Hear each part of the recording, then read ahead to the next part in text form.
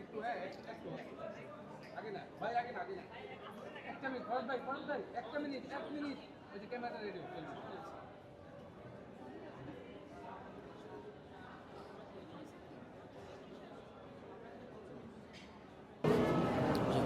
আসসালামু আলাইকুম রহমতুল্লাহ।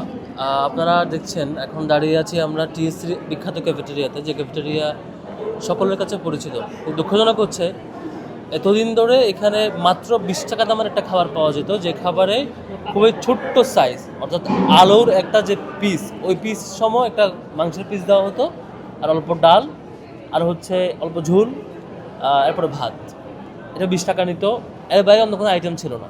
অথবা কখনো ভাতের পরিবর্তে ওই একটু কালার মিশ্রিত তেহারি টাইপের, তেহারি বলা যায় না, এটা জাস্ট হলদে ভাত বলা যায় আর কি। হলদে মানে হলুদ কালারের ভাত দিতে অল্প, তারপর হচ্ছে এক পিস ছোটো মাংস, আর হচ্ছে এক পিস সবজি, ঝোল, এটুকু। এটা 20 টাকা নিত। এই যে খাবারের সাইজ এবং কোয়ালিটি, এটার কারণে এখানে শিক্ষার্থীরা আসলে আসতো না। কেউ কেউ বাধ্য হয়ে আসতো সামগ্রিক ক্রাইসিসের কারণে, কিন্তু যে প্রাইস এবং যে ধরনের খাবার দেওয়া হতো, এটা হচ্ছে একটা ধরেন মুরগিও এর চেয়ে বেশি খায় আর কি। মানে আমাদের ফ্যামিলিগুলোতে পশু পাখিকেও যারা লালন পালন করে, এখানে এর চেয়ে বেশি পরিমাণে খাবার দেওয়া হয়। বিশ্ববিদ্যালয় কর্তৃপক্ষের তত্ত্বাবধানে পরিচালিত এই ক্যান্টিন, যেখানে আপনি অন্য মেনে ঢুকাতে পারবেন না। স্বাভাবিকভাবে এর বাইরে প্রাইভেট অনেক প্রতিষ্ঠান আছে। আমাদের এখানে যেই ক্যান্টিনগুলো আছে, দোকানগুলো আছে ব্যক্তিগত উদ্যোগে অথবা হচ্ছে ব্যক্তিগত মালিকানায় টেন্ডার নিয়ে। আর এই ক্যান্টিনটা হচ্ছে ইউনিভার্সিটির মালিকানায়, সরাসরি ইউনিভার্সিটি এটা ফলো আপ করে, তত্ত্বাবধান করে। এই জায়গায় এই ব্যবস্থাপনা ছিল। আমরা একটা মেনু এড করবো, এটার জন্য দীর্ঘদিন অপেক্ষা করতে হয়েছে, লম্বা নানা মিটিং, নানা পলিসি, এটার জন্য অনেকগুলো মিটিং করতে হয়েছে। এটা খুবই দুঃখজনক সাইড ছিল আর কি। এখন এসে আমরা যেটা আজকে পারলাম, সেটা হচ্ছে খাবারের এক্সট্রা অন্য মেনু এড করা, যে মেনুতে স্বাভাবিক ক্যান্টিনে যে খাবার পাওয়া যায়, ভাতের সাথে স্বাভাবিক সাইজের বড় সাইজের মুরগি বা অন্য পিস, সাথে অন্যান্য আইটেম, বা স্বাভাবিক যে খাবার পাওয়া যায় অন্যান্য ক্যান্টিনে সিমিলার মানের, এখানে খাবার নিশ্চিত করার জন্য এতদিন আমাদের অপেক্ষা করতে হচ্ছে। এতদিন প্রতীকী মানের একটা খাবার ছিল। আমরা চা সমোসা, এটা বিখ্যাত 20 টাকার একটা গল্প শুনছেন নিশ্চয়ই আপনারা, একজন সাবেক বিসির পক্ষ থেকে। সেম 10 টাকার চা সমোসা সিঙ্গারা পাওয়া যেত, আর 20 টাকার খাবার পাওয়া যায়, বিখ্যাত, এটা গর্ব করে তিনি বলতেন। অথচ এখানে খাবারের যে মান ছিল, সেটা আসলেই 20 টাকা দিয়ে তাই পাওয়া যেত আর কি, ওই সমমানের। এবার আমরা অনেকগুলো প্রসিডিওর মানার পরে লম্বা যাত্রা শেষে এখন আমরা পারলাম আজকে থেকে এখানকার শিক্ষার্থীরা যারা আসবেন, তারা রেগুলার যে খাবার ক্যান্টিনে পায়, সেই খাবারটা এখানে পাবেন আর কি।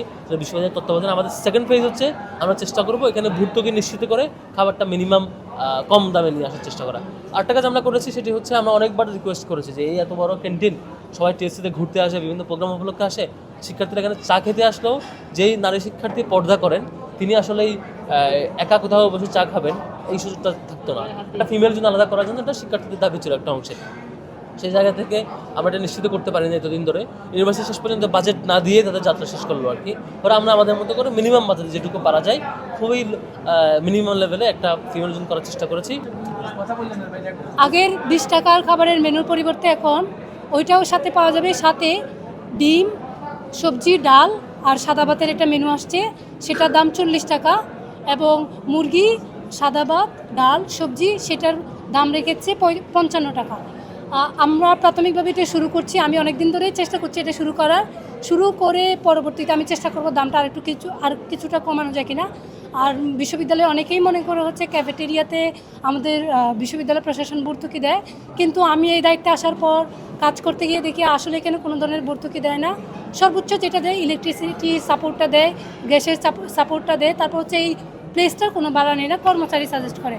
কিন্তু এই যে খাবার, চাল কেনা, আরও ক্রয় করা এবং এই যাবতীয় এগুলোতে আসলে ভর্তুকি দেয় না। তো আমরা ডাকসুতে যে তারপরে বাইরা সহ আমরা টিসিবি থেকে পণ্য এনে একটা মানসম্মত খাবার প্রোভাইড করার চেষ্টা করছিলাম। বিশ্ববিদ্যালয়ের একটা অসহযোগিতা বলেন আর যাই বলেন, সেজন্য এটা সম্ভব হয়নি।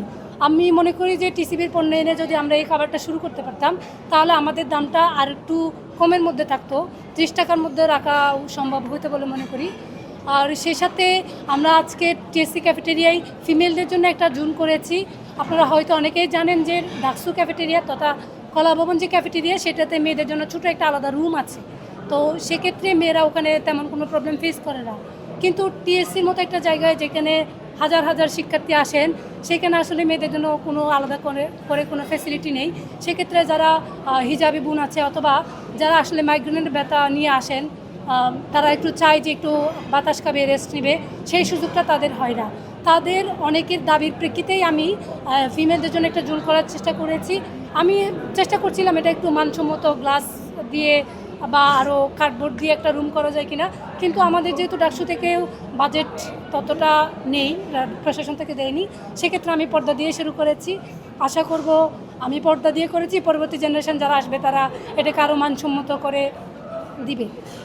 আমার আরও একটা বিষয় বলার ছিল, সেটা হচ্ছে আমরা ইদানিং দেখতে পাচ্ছি বিভিন্ন ক্যান্টিনে, বিশেষ করে হল ক্যান্টিনগুলোতে অনেক ধরনের অনিয়ম বা অস্বাস্থ্যকর পরিবেশ আমরা দেখতে পাচ্ছি। কিন্তু আমরা আমাদের জায়গা থেকে ডাকসু তো কাউকে চাইলে শাস্তি দিতে পারে না, সেক্ষেত্রে আমরা চাইলেও ক্যান্টিন মালিক পক্ষের বিরুদ্ধে কোনো অ্যাকশন নিতে পারি না। আমাদের যা করার সেটা হলো আমরা প্রশাসনকে এটা জানাবো এবং দাবি জানাবো যে এই সমস্যাটা যেন সমাধান হয়।